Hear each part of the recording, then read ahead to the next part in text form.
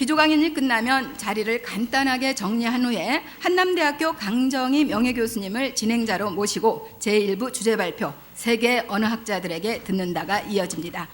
그럼 지금부터 국립국어원장님을 지내신 경북대학교 이상규 명예교수님을 모시고 기조 강연 우리가 함께 지켜내야 할 절멸위기 제주방언 듣도록 하겠습니다. 이상규 교수님은 우리나라를 대표하는 원로 방언학자의 한 분이십니다. 방언학 발전에 크게 기여하시는 분이신데요. 현재도 쓰신 책으로는 경북 방언사전, 방언의 미학, 내일을 위한 방언 연구 등 다양한 방언 관련 저서들이 있습니다. 그리고 시인이기도 해서 주옥 같은 시를 통해 우리 방언의 묘미도 되살려 주시고 계십니다. 큰 박수로 이상규 명예교수님을 단상으로 모시겠습니다.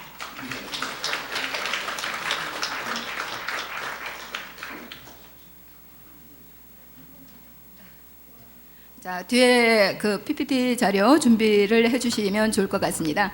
이상규 원장님은 이제 우리 한국어로 발표를 해주시고요. 가운데 특별히 영어 PPT를 준비해 주셨습니다. 지금부터 듣도록 하겠습니다. Thank you. My name is Lee Sang-gyu. I am very honored to present the conference to preserve the Jeju dialect, which is the best beautiful island in Korea. Moreover, I would like to thank Professor Kang Young-bong and Kim Dong-jeon and his officials.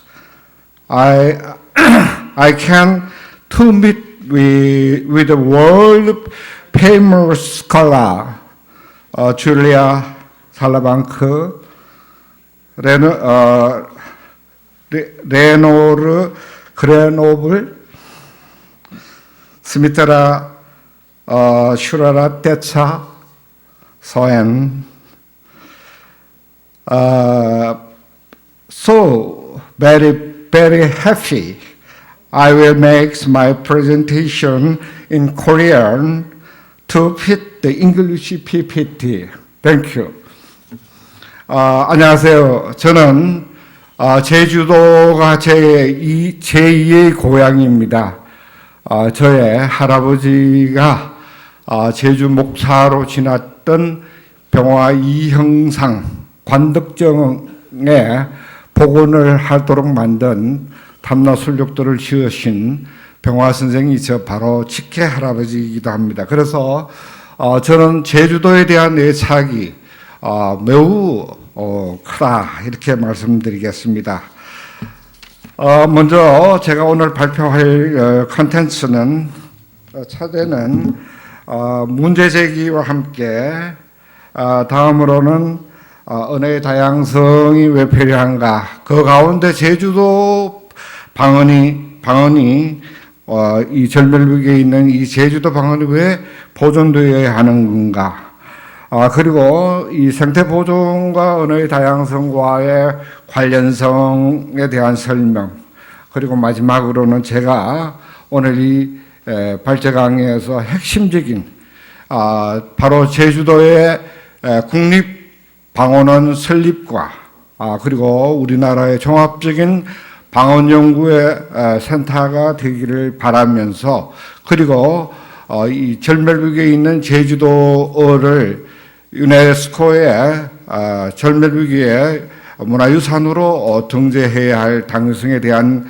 얘기를 하고자 합니다.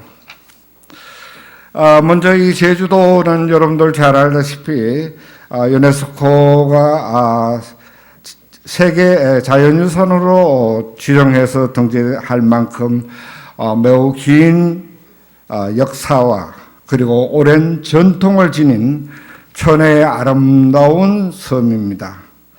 온통 사면이 바다로 둘러싸인 천혜의 자연 경관을 갖추고 있으면서 제주 사람들이 가지고 있는 풍부한 오랜 전통 속에 다양한 유무형 문화유산이 보존되고 전승되고 있습니다.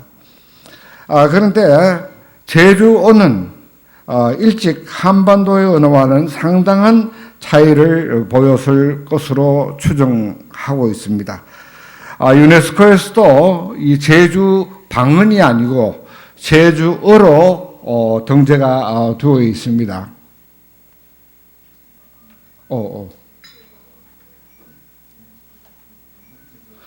이게 라이트가 안 나오나? 그래서 이것은 학술적인 논의가 필요하겠습니다만 저는 제주어와 제주 방언을 엄격하게 구분해서 사용해야 할 것이다 라고 저는 생각을 하고 있습니다. 문제는 이 제주어는 일찍 한반도의 언어와는 상당히 차이를 보였을 것으로 추정하고 있지만 오랜 시간 동안 고립된 시간을 뛰어넘어 육지와 이동과 그리고 접촉, 지리적 방언의 확산과 다른 아일랜드이기 때문에 그런 과정을 통해서 점차 한반도의 언어와 동질화하여서 제주 방언으로 자리를 잡게 된 것으로 보고 있습니다. 이질적인 언어에서 동질적인 언어로 되어 형성된 제주 방언에는 제주 사람들의 문화적 상상력, 토속적 정보가 아로새겨 있는 원형이라 말할 수 있습니다. 저는 일본어에서 유구어나 또는 아이누어와의 관계와 마찬가지로 제주어는 까마득한 옛날에는 한반도 언어와의 관계가 일종의 디퍼런트 랭귀지에 갖고 왔다고 저는 생각을 하고 있습니다. 그러한 근거를 어디서 가져올 것인가? 바로 제주 명칭에서부터 찾아볼 수가 있습니다. 오랜 기록으로 주호라는 기록, 탐나모라 등등등의 기록이 있습니다만은 특히 주호라는 기록, 이 주호라고 하는 기록이 마한의 서쪽 바다 가운데 큰 섬이 있다. 그 사람들은 대체로 키가 작고 언어는 한과 같지 않다라고 하는 이 기록에 대한 부분입니다. 제주어가 반도어와 상당히 달랐음을 증명해주는 유일한 기록물인데 이 기록에 대해서는 학설이 여러 가지가 있습니다. 그렇지 않다라고 하는 이병도 박사의 견해도 있습니다만은 왜 저는 이것이 이 기록의 신뢰성을 가질 수 있는가? 좀 앞당겨서 얘기하면은 제주 방언이 현재 제주도 방언이 가지고 있는 우물론적인 그리고 문법적인 그리고 어휘적인 차이가 반도 내에 있는 경상도나 전라도 함경도 방언과의 차이보다도 현격하게 다르다는 사실입니다. 물론 섬이기 때문에 서로 상호 교류와 접촉이 어려웠기 때문이라는 이유도 들 수 있겠습니다만 이러한 근거를 통해서 제주의 민속 문화의 중요성과 함께 그 공간 내부에 생존하던 사람들의 지식 정보를 교류하는 언어는 매우 소중한 변화의 흔적을 반영하고 있다고 할 수 있습니다. 그러한 이유 때문에 제주 방언의 소중함을 더욱 강조하려는 것입니다. 언어학적인 자산으로서 제주 방언은 그 기원에서부터 현재까지 변화와 변동을 탐색하는 매우 소중한 역사적 자산이라고 할 수 있습니다. 최근까지 제주도 방언을 고대 방언, 사만의 고대 방언과 상당히 유사한 흔적을 가지고 있다. 저는 그보다도 훨씬 더 깊은 기원적인 흔적을 가지고 있는 것이 바로 제주 방언이라고 판단을 하고 있습니다. 그래서 어떻게 생각해보면 제주 방언에 대한 연구 영역이 훨씬 더 확장이 되어야 된다. 단순한 공시론적 방언의 체계뿐만 아니고 제주어의 기원 문제까지를 확장해야 하는 것이 현재 제주어의 연구의 중요한 과제라고 저는 생각을 합니다.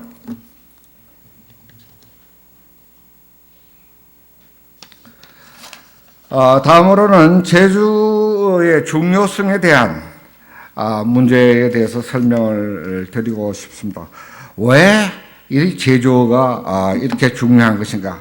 방금 제가 말씀드렸던 주어라는 지명을 통해서 제주어가 제주 방언으로의 전환되는 과정과 그 역으로 제주 방언에서 제주어로 소급하는 다양한 연구가 필요하다 이렇게 생각을 하고 있습니다. 특히 다음으로 넘어가겠습니다.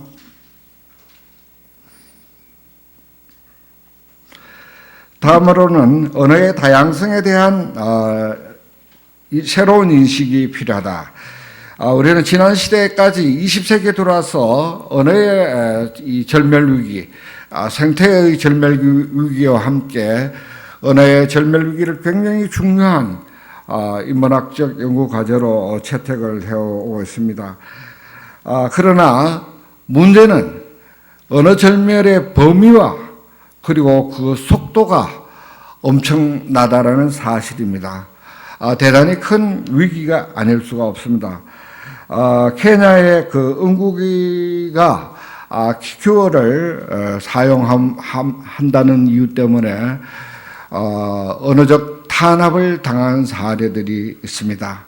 그리고 우이커의 대량 학살을 통한 우이커의 절멸, 이런 세계 곳곳에 다양한 언어 절멸의 양상들이 나타나게 되는데요.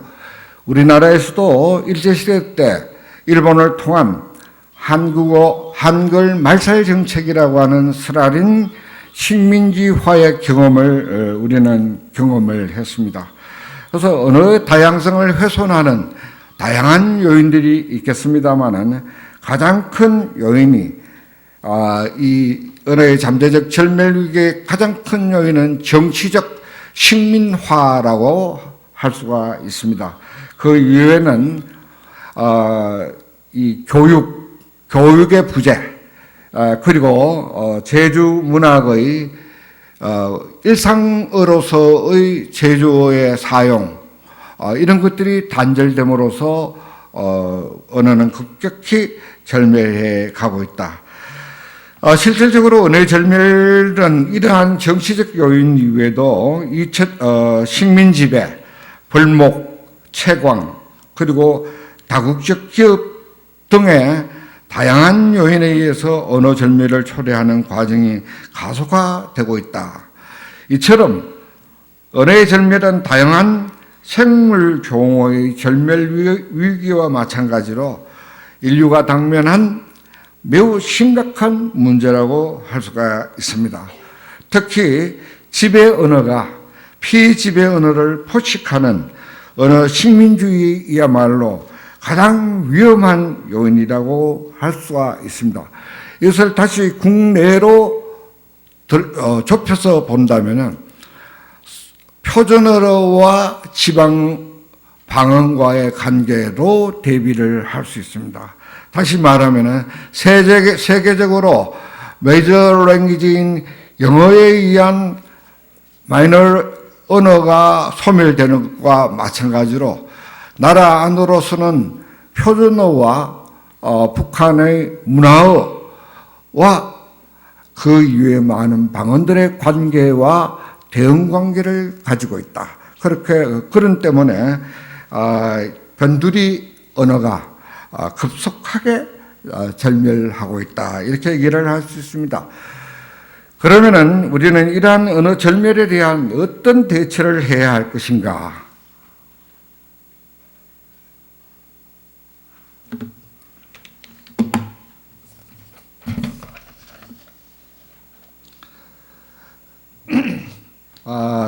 가장 먼저 이 교육의 문제라고 할 수 있습니다. 구어를 변두리의 구어를 문으로 발전시키려고 하는 집단적인 노력, 그리고 중심과 변두리라고 하는 항등 관계를 해소하려는 노력들이 필요하다. 이러한 노력들이 결국은 한 국가 안에서 변두리 언어를 조사하고 보존하려고 하는 지속적인 노력이 필요하다. 이렇게 얘기를 할 수 있습니다. 그런데 이 우리나라에서도 사실은 언어 절멸에 대한 대처를 위해서 많은 노력들을 해왔습니다. 제가 저의 발표 요지서 30쪽의 하단 각 주를 보면은 20세기에 들어와서 언어 절멸 위기에 대한 전 세계적인 노력들에 대한 활동 상황들을 간략하게 소개를 하고 있습니다만은, 제가 2008년도에 국립국어원장으로 있을 때 전 세계 제18차 언어학자 대회를 유치를 했습니다. 바로 절멸위기 언어의 정책에 대한 국제적인 학술회의를 하면서 바로 제주도의 제주도 방언의 절멸위기를 측정하기 위한 생태 조사를 우리 강영봉 박사님께 의뢰를 해서 제주도가 어떻게 급격하게 지금 무너져가고 있는가에 대한 학술적 노력들을 또 했습니다. 그뿐만 아니고 국제적인 활동으로는 서울대 언어학과에서 알타이어 보존의 노력의 일환으로서 알타이 지역의 현지 조사를 추진하기로 했었습니다. 바로 언어의 다양성과 공존을 위한 노력은 바로 20세기 새 천년을 열면서 세계적인 화두로 논의되었으나 국가 우월주의와 배타적 민족주의가 다시 경쟁적인 국가 이기주의의 목표로 전환된 나라들이 늘어나면서 생태와 언어 다양성에 대한 관심은 점차 줄어들고 있습니다. 그리고 위에서 살펴본 국가별 언어 생태 다양성 보존에 대한 노력들이 아직은 미시적인 효과밖에 거둘 수 없지만 일반인들에게까지 확대될 날이 올 것으로 기대를 하고 있습니다. 그러면 우리나라에서의 방언 절멸이 어떻게 진행되고 있는가를 살펴보도록 하면요.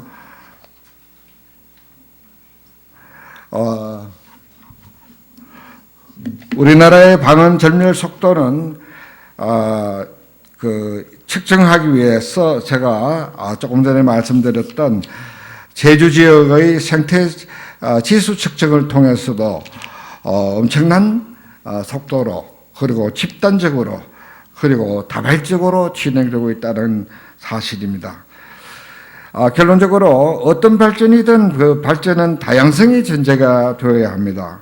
오직 다양성이 보장될 때만이 진보적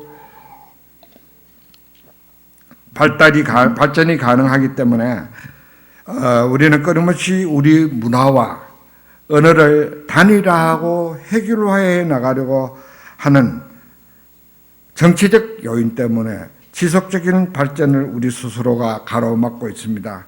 한 언어는 한 민족의 독립성과 자주성을 확립하는 선결조건입니다. 빌려온 언어에 우리가 어떻게 고유한 우리 삶과 경험의 무게를 온전하게 실어낼 수 있겠습니까? 그리고 비유를 한다면은 정원에 한 가지 꽃만 피어 있다면은 그 정원이 과연 아름답겠는가? 그래서 언어 마찬가지로 생태 조건도 마찬가지로 다양성이 보존될 필요가 있다. 이렇게 생각을 합니다. 세 번째로 생태계 보존의 열쇠는 바로 언어라고 이렇게 얘기를 할 수 있습니다. 제가 이 방언의 절멸 속도에 대한 문제죠. 세 가지 요인이 있습니다. 이 세 가지 요인은 바로 집에서 토속 방언의 사용 비율이 현격하게 떨어지고 있다. 두 번째로는 사용자 연령에 따라서 방언 사용의 빈도수가 차이가 나게 된다. 그리고 언어의 손실의 시점은 바로 위에서 말한 것과 같이 집에서 언어를 그 말을 사용하는가, 그리고 어떤 연령층에 따라서 어떤 차이가 있는가에 따라서 그 속도는 훨씬 더 높아져 가고 있다. 그런 결과로 유네스코에서는 제주어를, 제주 방언이 아닙니다. 유네스코에서는 제주어를 절멸 위기의 언어로 진단을 하고 있습니다. 이러한 유네스코의 진단 결과는 매우 유효하고 매우 확실한 진단이라고 얘기하지 않을 수 없습니다. 다음으로는 제주 지역의 생태 지수 측정에 대한 것인데요. 이 내용은 앞에서 말씀드렸습니다만은 우리 제주대학에 계셨던 강영봉 교수 연구팀에게 국립국어원에서 위임을 해서 이 조사를 한 보고 내용입니다.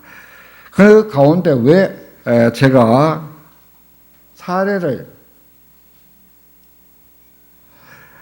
한자어인 댕유지를 선택했는가? 제가 굉장히 의도적입니다. 제주도 고요들이 많이 있음에도 불구하고 한자는 비교적 보존율이 높을 수 있는데도 심지어 한자어까지 소위 사용률이라든지 이해율, 그리고 예전에 사용한 경험이 있는가 등등에 따라서 그 퍼센테이지를 현지 조사를 한 겁니다. 그래서 이 보고서는 앞으로 제주도의 유네스코 문화유산 등재를 위해서 굉장히 유효한 실증적 자료가 될 것으로 믿고 있습니다.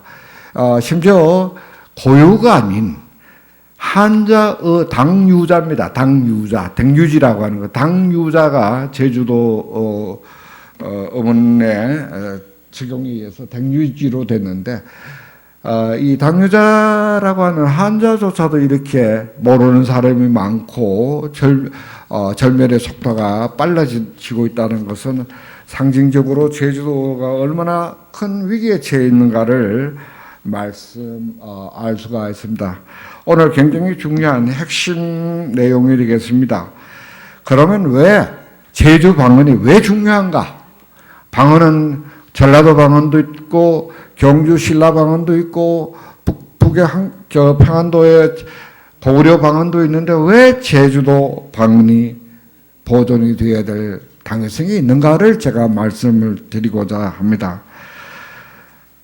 첫째로는 앞에서 말씀드렸지만 우리 제주도는 본토와 지리적인 연속이 되어 있지 않고 섬이라고 하는 단절된 섬입니다. 그래서 일반적인 언어지리학적 언어 파동과 관계없이 이 제주도는 대단히 고립적인, 그러니까 교통수단이 발전되지 않았을 때는 대단히 고립적이기 때문에 언어 자체가 훨씬 레릭한 형태들 언어를 보존할 수밖에 없는 그런 어떤 언어의 창고, 오래된 창고라고 이렇게 얘기를 할 수 있습니다.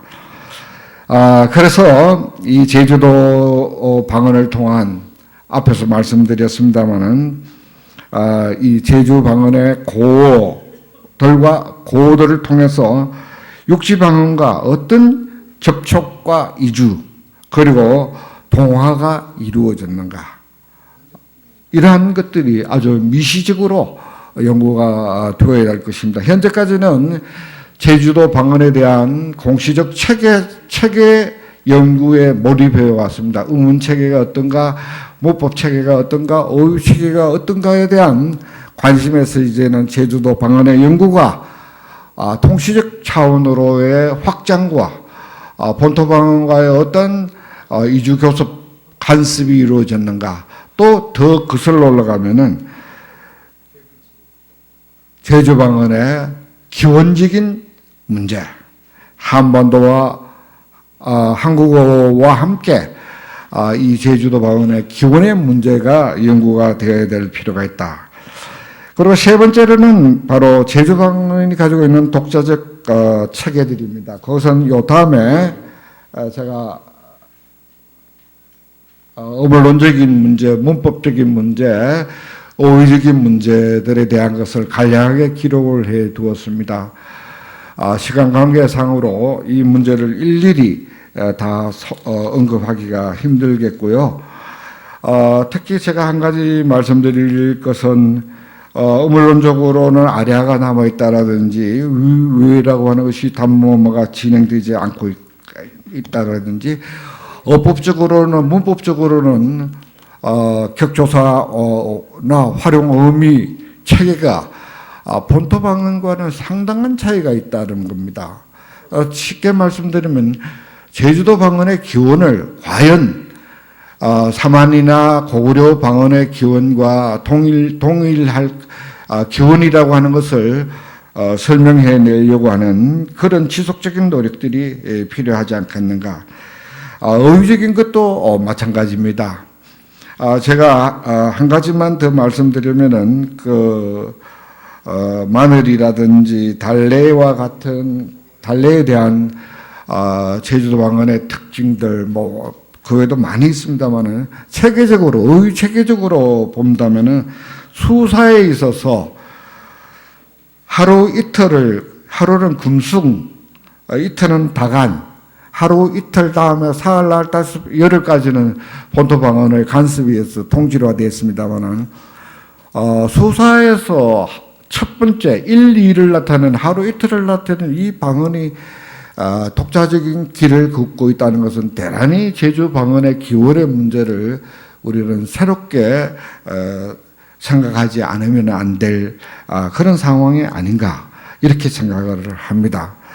그래서 다시 앞으로 올라갔어요. 네 번째 이 제주 방언에 대한 독자성과 공통성 그리고 문제는 제주도 방언의 계통적 연구 이런 부분들이 앞으로 연구가 되어야 될 필요가 있지 않느냐. 다섯 번째, 제가 생각하기로는 일본에서 유구와 아이누어와의 관계처럼 우리 제주어도 고구려어나 가야어와의 친근 관계에 대한 연구들이 좀 더 이루어져야 될 필요가 있다. 자, 마지막 오늘 네 번째 결론입니다. 앞으로의 과제입니다. 제가 오늘 이 발표는 바로 이 얘기를 하기 위해서 앞에 얘기를 쭉 드렸는데요. 우리가 지금 해야 할 일이 무엇일까? 바로 저는 두 가지 과제라고 생각합니다. 바로 국립방언연구원을 제주도가 유치를 해야 된다. 바로 제주가 국립서울의 표준어를 관리하는 국립국원이 서울에 있을 필요가 있다면은 바로 제주도는 국립방언연구원을 설립을 해야 한다. 지금 제가 알기로는 조례가 만들어진 것으로 알고 있습니다만은 조례만으로 해결이 되지 않습니다. 그래서 저는 조금 전에 오셨던 오영원 의원하고도 여러 차례 제주도의 국립방언연구원 설립의 당위성과 타당성, 근거 그리고 앞으로 해야 할 일들을 논의를 하고 해왔는데요. 첫째로는 방언의 관리는 국가가 하지 않으면 아니 됩니다. 지방정부가 하더라도 할 수가 없다라고 하는 한계가 있다. 그래서 두 번째는 바로 국립기관이 제주도가 많은 국립기관이 와 있습니다만은 이런 문화적인 기관 유치 그러기 위해서는 반드시 입법화가 필요할 것이다.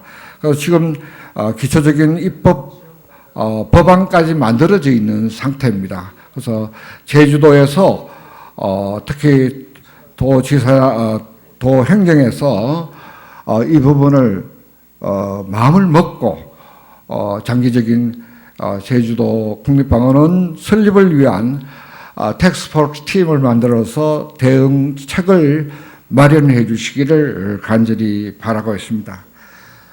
그리고 제주도에서 국립방언원이 있다면 그러면 제주도만 연구할 건가? 아닙니다. 제주도가 그 종주가 돼서 경상도 신라방언도 조사하고 전라도 방언 조사도 하고 그 넘어서 환경도 평안도 조사까지 제가 국립국어원장 재임 시에 남북한 언어 방언 조사 설립을 4차례까지 하다가 중단이 돼 있는 상태입니다. 우리가 해야 할 일들, 소위 평양 중심의 문화로 가고 있는 북한어와 서울 중심으로 가고 있는 표준어 정책의 남한어가 통일을 전망하는 통합 방안으로 가기 위한 정책적 연구기관이 필요하다. 어느 기관도 이러한 일들을 고민하고 그러한 역사적 책임감을 지니고 있는 사람이 없다는 것입니다.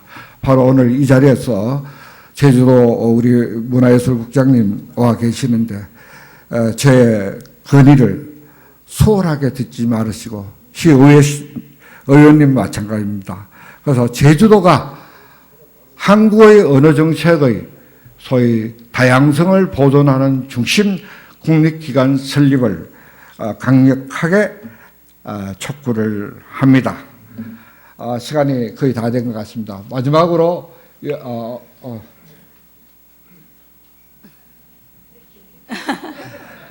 유네스코 문제는 오늘 여기 유네스코에서도 오신 분도 계시고 후속 발표가 있기 때문에 생략하도록 하겠습니다.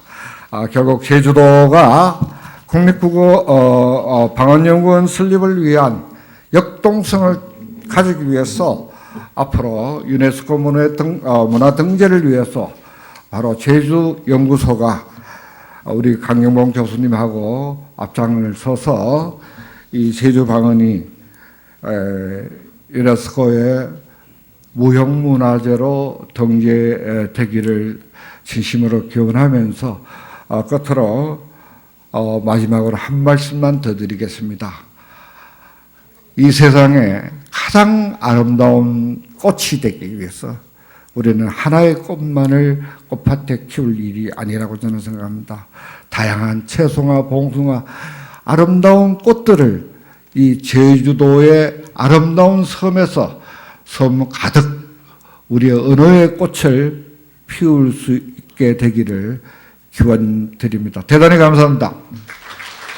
다시 한번 우리 이상규 교수님께 큰 박수를 보내주시면 고맙겠습니다. 고맙습니다. 자리를 잠깐 정리한 후에는 제1주제 발표의 진행을 한남대학교 강정희 명예교수님께 마이크를 넘기겠습니다. 아까 우리 이상규 원장님이 제주어 연구소 했는데 제주어 연구소와 저희 제주학 연구센터 그리고 제주어 보존회가 함께하면 더 크지 않을까라는 생각을 해봅니다. 강정희 교수님을 단상으로 모시겠습니다. 고맙습니다.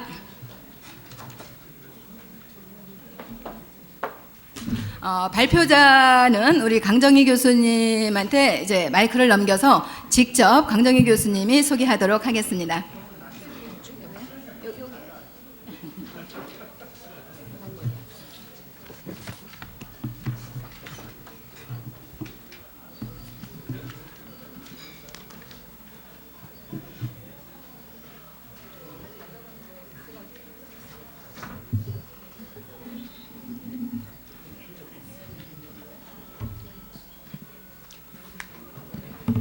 이상규 원장님 기조 연설 끝나니까 모두들 다 자리를 뜨시네요. 지금부터가 본격적인 내용인데.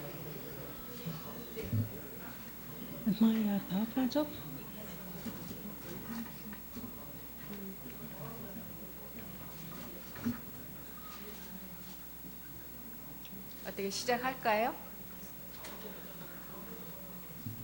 뒤에 계시는 분들은 자리에 앉아 주시면 고맙겠고요.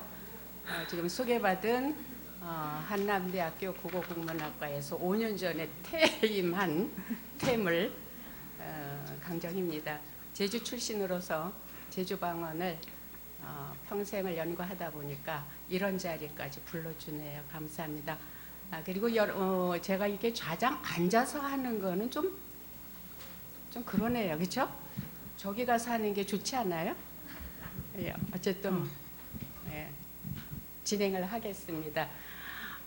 우리가 언어학의 얘기를 하지 않더라도 언어 변화를 유인하는 견인차 역할을 하는 그 사람들은 젊은 여성들입니다. 이 젊은 여성들이 자녀들에게 어떻게 언어를 이렇게 대물림을 하느냐에 따라서 그 지역의 언어가 보존이 잘 되느냐 하는 문제인데, 그리고 언어 연구 분야에서도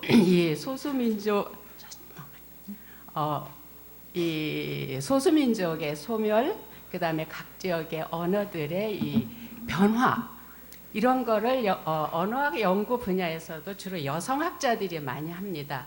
근데 오늘 아침에 공교롭게도 발표하실 분들이 세 분이 모두 여성분입니다.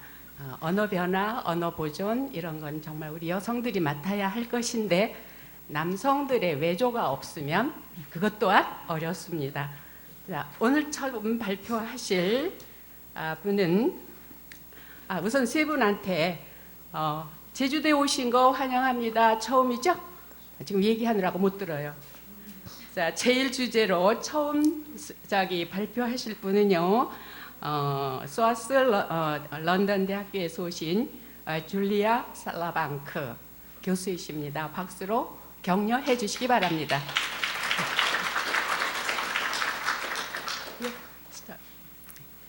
Thank you very much for your very kind introduction. Is the mic off already? We're supposed to have, okay. Good morning. I'd like to greet you in Jejuo. I think my pronunciation is really bad though. If I say Penan Hakwa, anyone understand me? Okay, probably not. Okay, never mind. Okay, thank you very much. Yes, so I'm going to talk to you this morning about different models of language revitalization, how different groups around the world have been addressing language endangerment and what that might mean in terms of how we actually might save a language from extinction.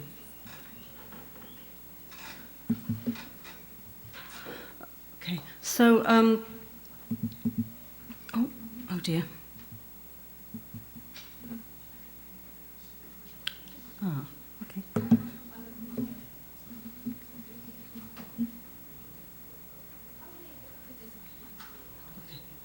Yes.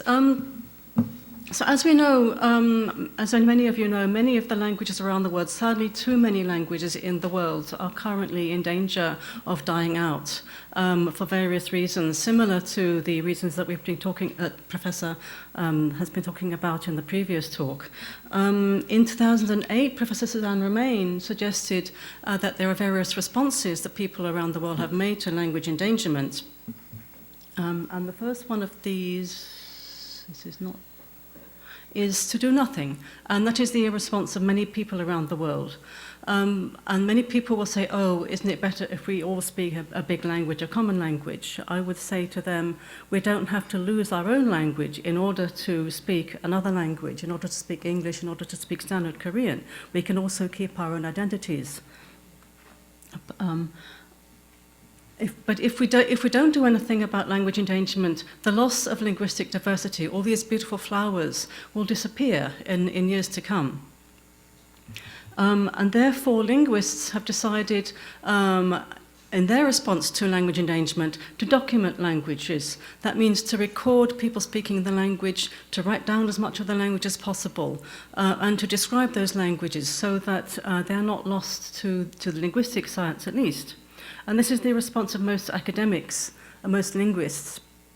But we have to ask the question, I'm going to ask a lot of questions in this talk, who is that for? And what we often find is the form that linguists use to document the languages often is not accessible to ordinary people, to language activists. And so that the documentary materials end up often being used for linguists, by linguists, for example, to compare how different languages express the same thing.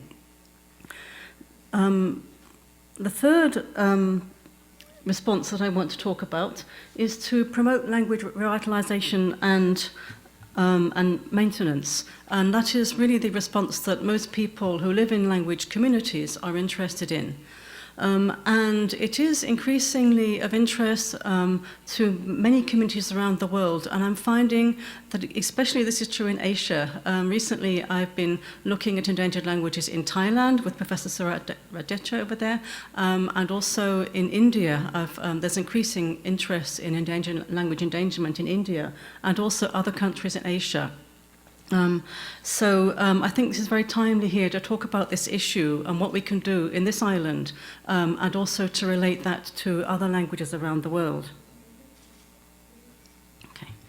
And I think also as linguists, myself and our colleagues here have a responsibility, an ethical duty to support language communities, to use the materials that we collect in order to help communities to support their languages. So I'm going to look at how best, the possible ways we might try to do that. Okay. Oops.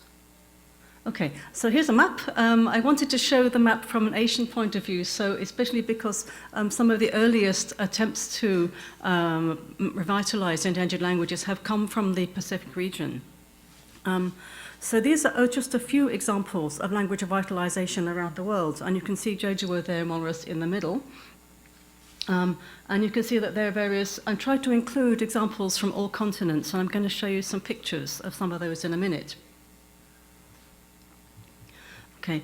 From the map, the examples that we've seen, many of which I've actually visited myself or talked to people who are involved, we can see that there are various themes that occur when people attempt to do language revitalization. And the first kind of theme that we often get in language revitalization is to teach the language in schools. And often, because one of the problems with language endangerment is the language is not taught by children, people think that that is a good way to save languages. And we also know that schools are very good at killing languages. So people think, okay, maybe the school can save our languages as well. The next approach that we can see, and which is one that was talked about in the previous session, is raising awareness of the language. Many people don't even know that there is a dialect here that is very important, and also to raise the prestige, the status of that way of speaking. For example, by asking for campaigning for official recognition through performances, plays, through songs and poetry, and also what we call the linguistic landscape. That means signage, the print environment, how much of the language can we see in the written form around us. The third theme that we often see is community language use. This is actually, my point of view, sadly, something that's not often done, but I think it's really important to focus on using our languages in the community. And that leads to another issue, one which Dr. Surat Radecha will be talking about later, that's relating language to wider socio-economic issues, because we know that languages which are in a strong position economically and socially are not endangered. So we need to address the conditions, the reasons why our languages are dying out, which is often to do with other things in the linguistic environment, such as socio-economic factors. Okay. And that finally leads us to a kind of subsection of that, really, language for empowerment. Many people who are involved in language revitalization are finding that through being involved in this, through learning their ancestral languages, they find it very empowering personally. And it can also be empowering for minority groups as well, to focus on their heritage and also to how to take that heritage into the future. So I'm going to show you some examples now from places around the world. This is a picture of what's called the language nests in Hawaii. And these are, I visited a school there a few years ago, and I took the photos there. So this school takes children from age 2 up to age 18, everything through the medium of the Hawaiian language. And you can see these children are quite young, they're about age 3, and they're singing songs in Hawaiian. And this is a slightly older class from the same school, and you can see that they're doing everything, all of their academic subjects, through the medium of Hawaiian. And this has been found to be very effective in teaching the children to speak the language fluently. When we teach children, we know that there's a certain level of exposure to the language needed before their natural language abilities will kick in. Here is an example from Thailand. This is a group called the Nyakua, who in cooperation with Mahidol University have been developing teaching materials for their language. But because this is a very small group and the language is not spoken by many people, all these materials are produced by hand. They're not commercially viable. And the language is only taught in lessons for a very small part of the curriculum. The next example comes from the Isle of Man, which is this very small island between England and Ireland. And they have their own language called Manx. And one of the ways they've been addressing language endangerment, many ways they've used, but one of them is to have signage in their language. It's just the linguistic landscape. So you can see the electricity board here, showroom, has, I won't try to say that. That's the Manx words for Manx electricity. And this is very common around the island. In the Isle of Man, actually the government of the Isle of Man, the local government has a policy that when a public sign wears out, it should be replaced bilingually. So it's a cost-free approach to making the language more visible in the environment. This example here, thank you very much to Dr. Kim, who has provided me with this example. So this one actually comes from the airport here in Jeju, and it's an example of a major company using the local language to promote their products. This is something we'd like to promote because it shows that the local language is important to get through to the hearts and minds of the local community. The next example is from a village in the south of Poland. Poland has 12 recognized minority languages and many others which are not recognized. This one is almost recognized. They're campaigning for the government to accept it. And this is a group of mostly older ladies, but if you look very carefully in the background, you can see that there are some younger ladies, some younger women, and also some men who were involved in this singing group. But very often what we find is when traditional singing groups wear traditional clothes and sing in a very traditional way, often young people find this not very interesting for their age group, unfortunately. Okay. The next one is an example from my island. I actually come from a small island in the English Channel between Britain and France, and we have our own language, Genezier. And every year there's a festival celebrating the local languages, and it brings together people from our island, from other islands such as Jersey, and also from the mainland in nearby France, where they speak a very similar dialect. Excuse me. And you can see that this is not only for the community, what they're doing is parading through the high street. You can see that tourists are very interested in this, and they see it as an example of local colour, and it can help to bring tourists to the local community, although we have to be careful because tourists are not going to save your language.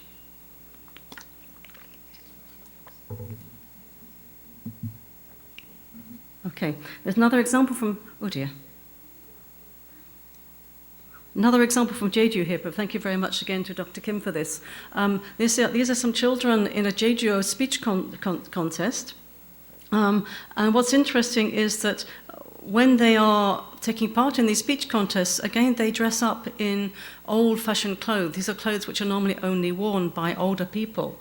And I think this gives an impression to younger people that the traditional language is really only for the older people, which is reinforced by the fact that it's only really old people who speak it fluently.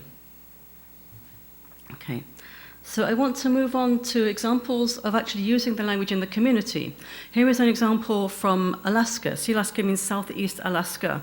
This is an immersion retreat. This means that people who want to learn the Tlingit language are going away, staying for a weekend, for a week, and only speaking that language while they're away. And it can really help to increase their fluency in the language. And this example again is from Guernsey, my island. This is something we call speed patois. On the format of speed dating. So you go to somewhere like a pub or a cafe, and you talk to people in the language for a few minutes. So it's not too taxing if you're only a very beginning learner. And it brings together older people, younger people, fluent speakers, people who don't speak very much. And also people, which is a very large part of the community, people who heard the language when they were young, but don't speak it anymore, but they have a memory of the language. And there are several people who are trying to recover their knowledge of the language in that way. I'm actually in this room, but I'm to the left of the picture, so you can't see me in this picture. Okay. Okay, so this is another example from Thailand. In the same village as the previous examples from Thailand. Here we're making links between local language and local traditional knowledge of plants, knowledge of how to use those plants in cooking, in medicine, and many other uses for the plants. And because the knowledge that goes with the knowledge disappears often with the language, so it's really often only the old people who know about these traditional uses, and so therefore we're trying to document that in order to use it to make books about how traditional plants are used. And here's another example from the same village where they're making baskets in a traditional way. Again, we are recording the old people talking about how they make the baskets, so we're getting both the language and the traditional knowledge at the same time. We're making videos and also audio recording, which should be made available to the people from the community. Okay. Now a bit more academic stuff now. What we often find, is that there are often debates within academia, and academics always have to argue about things. So Professor Joshua Fishman, who sadly died a few years ago, was one of the earliest figures to write about language revitalization in an academic way. And he was very much in favor of focusing on the family as the main focus of language maintenance. He said that which is not transmitted in the family, he means, cannot be maintained. But there are always problems with things that people suggest, and one of the problems is that often people see this in a monolingual way, and they say, well, if we only teach our language to one language to our children, the small language, then they won't have access to education, to the wider world. As I said, my response to that is that multilingualism, bilingualism is very good for the brain and very good for the future of your children. But one problem with that often is that the parent generation don't speak the language. So if you don't actually have the language, you can't pass it on to your children. Okay, so Professor Suzanne Romain, who I referred to at the beginning, has said that we need to question some of the assumptions that have been made about language revitalization.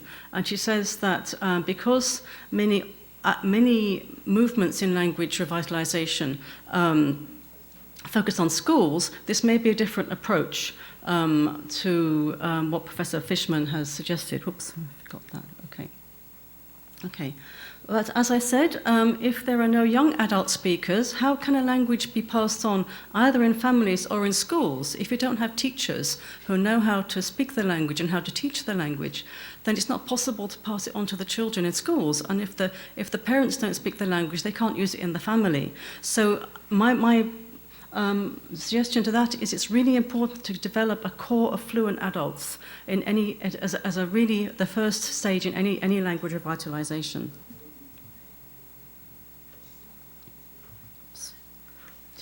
I want to focus a little bit because people often talk about schools as a key part of language revitalization.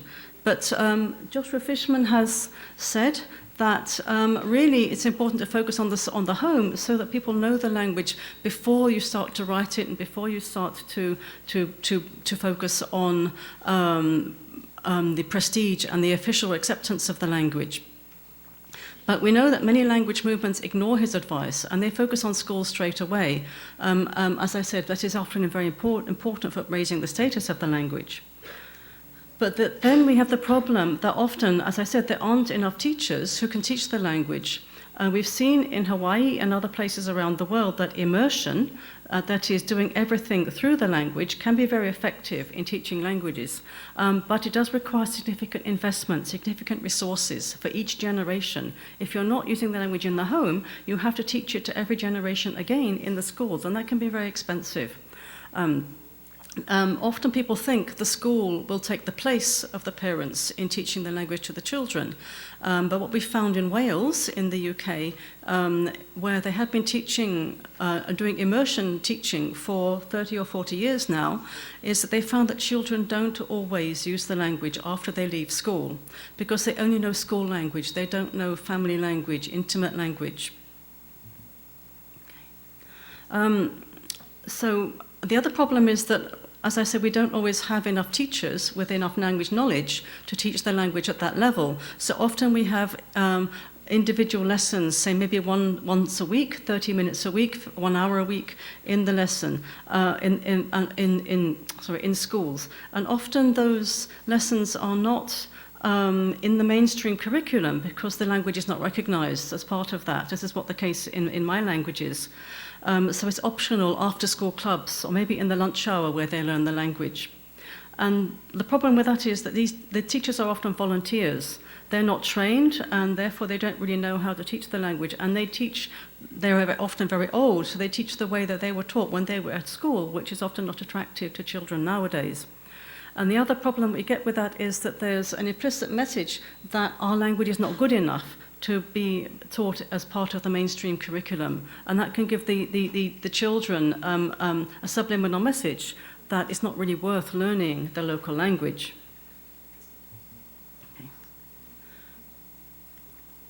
Okay, this is a sign from Guernsey. Welcome to St. Peter Port, which is the capital of Guernsey.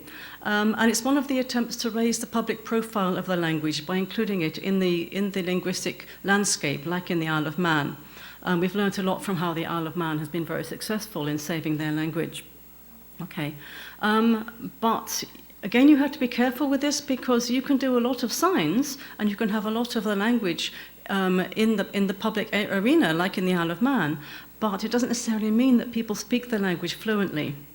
So what we're finding often is this is something called place branding. It means that the linguistic heritage is being used as a commodity, to sell goods, to give them a local cachet, and also to attract tourists. Okay, and I have a quote here from Adrian Kane, who is a very dynamic person who is in charge of language revitalization in the Isle of Man. He says, language awareness raising is not an end in itself, and if it doesn't encourage people to learn and speak the language, then it hasn't worked. And I think that's a really important thing to remember about reading and writing our language. Okay.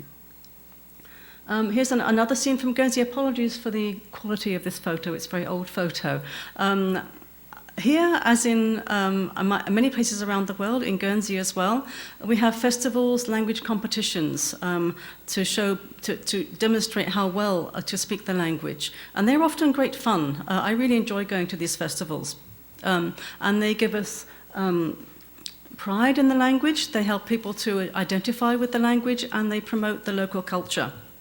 And they also raise awareness about the language, because many people in Guernsey who've come there quite recently don't even know that Guernsey has a language. But what often happens is that people who are performing the language or singing the songs don't actually speak the language in their daily lives. They learn it specially for the performance. They don't actually use it in their daily lives. And that, I'm afraid, I think is not going to preserve a language in its full form. Okay, and often, as I said earlier, what we find is because people dress up in old-fashioned language, old-fashioned clothes, as you see in this picture, it becomes a language of the past. And that kind of also reinforces the idea that the language is dying because it's only spoken by old people, and it doesn't make it attractive to young people to want to learn it. And also, it often involves what we call purism. So sometimes the old people say, ours is the only correct way of speaking the language. And yes, they are often the most fluent people, but we have to understand that languages always change. All languages change all the time, and we can't stop that. And if we're going to promote the languages by young people, we have to accept that they're going to speak it in their way.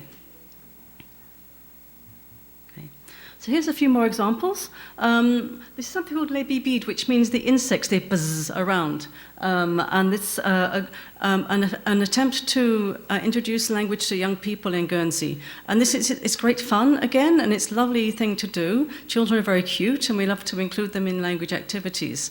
And this effort has been very successful, actually, in raising awareness, because people who come to this who didn't know about other language activities, and we often get 3 generations from a family here. So we have the young children, the parents who are in their 20s or 30s, and the grandparents in their 50s or 60s, and often the grandparents are of the generation where they understand the language, but they don't speak it fluently. And this often can encourage them to try to speak it again more fluently with their grandchildren. But unfortunately, this only takes place about once every 6 weeks or once a month, so it's not going to be enough exposure to the language to make the children learn it in any way fluently. But it's great fun, and it makes them aware. Okay, here's another example. This is a T-shirt. Actually, one of the children in the previous picture is wearing this T-shirt. You see the one in the middle.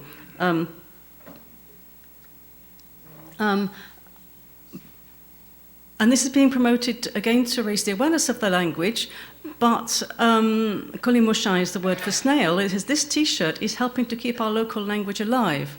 I'm afraid, yes, it's great to show that you support the language, and that's very important, but wearing one word, thank you, is not going to save the language in any fluent way.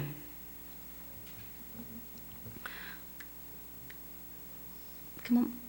Okay, and I think this is also the case with the UNESCO support. It's great to have UNESCO support for indigenous languages, for minority languages and endangered languages. But I do worry that most of the activities that are taking place in this year of indigenous languages are mainly to do with raising awareness. And I would love there to be some more substantial efforts, and I very much hope that raising awareness of the languages will lead people to do some more efforts in terms of actually using their languages in daily life.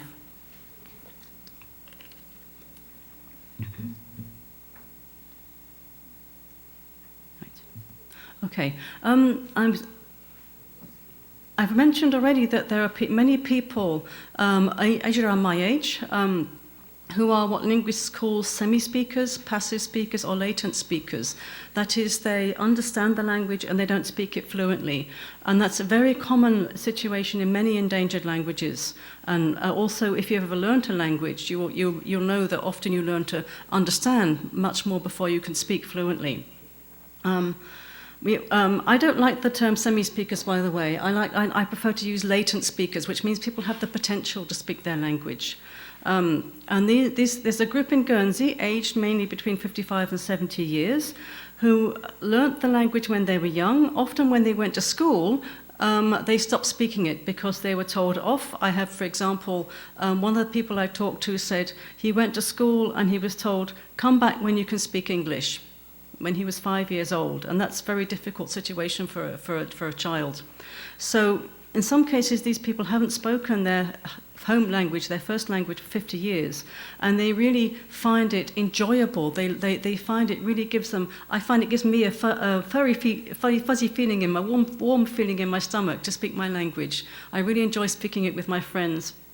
And this is an example of linguistic empowerment, because people are finding they get much more confident when they learn to speak their heritage language. And this has been found in New Zealand, for example. Jeanette King has been doing a lot of research, talking to people who talk about revitalizing themselves, not just revitalizing their language. And this is an unusual movement in Guernsey because people are actually deliberately trying to improve their fluency. Many activities are just for symbolic use, but this is actually trying to increase the fluency of the users. Okay. I'll rush through this quickly. I think, therefore, that we can identify some developmental stages in the sociology of development of language movements, because sociology has identified several stages that groups go through. For example, religious movements often have these. Bruce, in 1999, has identified stages in the development of religious movements. And I think in language revitalization, we can, for example, look at the stage of we have to get our language into the schools. It's a very common reaction to language endangerment. Okay, that's, I think, is a developmental stage that a lot of movements have to go to in order to kind of become more confident about themselves. Another thing we often find is that people will say, we need an app for our language. We need to put our language in the computer. And the computer will save our language. The mobile phone will save our language. Often, also, people try to campaign for the language to be recognized by the government, which is very important. But again, I think it's a way of saying the government should save our language rather than actually doing something ourselves to speak our language. As I've shown you, many places try to put signs up signage in our language. We call this the linguistic landscape, to make our language more visible so that people know we have a language. I think, however, that these may be seen as abdicating responsibility, unfortunately, because if we campaign for other people to do something for our language, we're not doing something ourselves. People often think that if the schools teach the language, the parents don't have to. But often the schools do not teach the language in a very effective way. And so the language ends up being lost or only spoken in a very broken kind of way. And I've talked to people in Guernsey about this, and one of the people I talked to said, I'm not confident enough to use the language with my children. And I thought that was really sad, because if he's not confident to use it with his children in his own family, who can he be confident about using his language with? In your family, you should be feeling safe to speak your language. Okay. But often people find it more challenging to change their own behavior than to campaign for somebody else to do something. So I think we need to think about what are we doing ourselves to save our language. I've got a diagram here, which I think I'll slip through very quickly. So you can see there are, these arrows show different ends of dichotomies. So we have at the top of the left-hand corner, we have family and community use, and at the bottom right-hand corner, prestige and status. So we can compare top-down governmental efforts with bottom-up community efforts to save a language. We can compare conversational fluency with emblematic or symbolic use of a language, which only really requires a few words. And that may be enough for many people if you only want to use a few words to show that you have this linguistic identity. But I think that if we don't have some people who speak the language fluently, we can't have things like road signs, like teaching in schools, because we do need to have a core of people who speak the language. Okay, and I think this, where we place sustainable language revitalization is towards the left-hand side of this this diagram, where because you need to have people using the language in the community in order to make it sustainable. Okay, so in conclusion, I think there is no one-size-fits-all. We can learn, we can look at what people have done in other places around the world, but their contexts are not the same as our context. We can see many things in common, though, and I think there are things that we can learn from what other people have done. And I think it's really important to think about how we plan what we do and think about what do we want to achieve. So what in 10 years' time, it's in 5 years' time, 10 years' time, 50 years' time, because we're thinking about generations. where do we want to be with our language? What do we want our language to look like? Where do we want it used? And how will we measure our success in that? Because very often people do not evaluate language revitalization. Okay. And we also need to think, because with a very small language, often we don't have many resources. What's the most effective use of those resources? Should we focus on schools? Should we focus on community use? Should we focus on signage? Or should we try to do a little bit of everything? But I think to be aware that the fact that many activities that we do are attractive and fun, but they don't have a lot of language content. And I think we really need to keep on the idea in our heads that using the language is the really important thing, because if you don't have a core of fluent adults, you can't do anything else. You can't translate the language, you can't produce road signs, you can't produce teaching materials if you don't have a core of people who are actually fluent speakers. So in conclusion, I will say, don't forget to use your language and don't forget to enjoy yourselves while you're doing it. Thank you very much. 네, 감사합니다. 언어를 보존하고 그다음에 보존하는 이 방법, 이거는 세계 영국도 마찬가지인 것 같습니다. 지금 살라방드 교수께서 발표하신 내용은 한글로 보실 수 있었기 때문에 따로 요약은 안 하겠습니다만은 브리티시의 그 거리 표지판을 모낙스 그 언어로 밑에다 한 것이 굉장히 인상적이었습니다. 지금 발표하시는 분들에 대해서 좀 질문이 있거나 또는 코멘트 하실 것이 있다면 종합 질문 시간에 해주시길 바랍니다. 감사합니다.